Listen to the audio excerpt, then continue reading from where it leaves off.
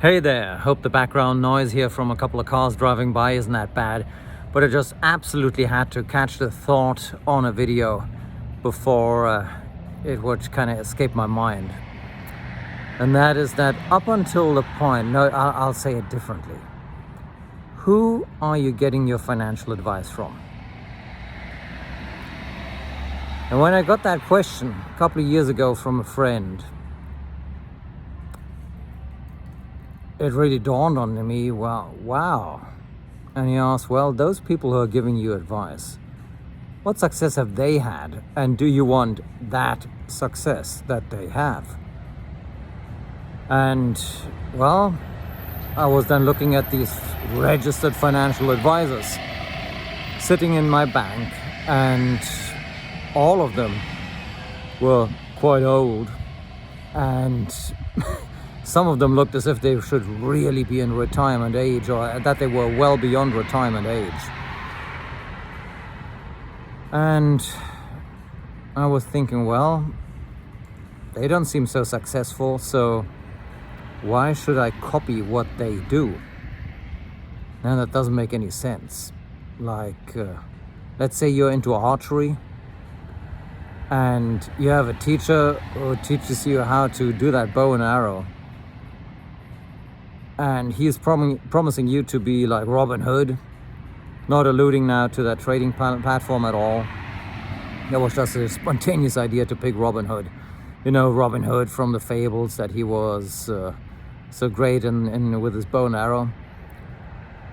And how's a kind of so-so archery teacher supposed to teach you on how to suddenly be as good as the Robin Hood from a couple of 100 years ago? That's just not possible. So I then thought, wow, I was taking financial advice from myself, and that advice was based on the financial advice that those banksters were giving me. And yeah, they said that they were independent of the banks. But strangely enough, they always tried to, not just tried, they were successful in shoving me into the products from the very bank they were sitting in, although they were supposedly independent of that bank. So, yeah.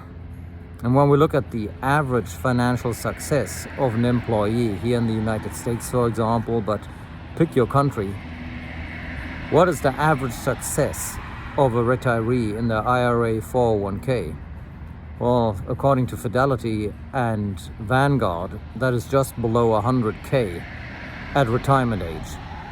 And what's 100k? What does 100k buy you? And for how long? Yeah, a joke, and not very long. So then it became clear, and that friend said, well, copying or following the financial advice of people who don't have the success that you desire doesn't make any sense. What does make sense is to copy the strategy of those people whose success you want to emulate. So think about it. Whose success are you following, or whose advice are you following? Your own? And what success have you had?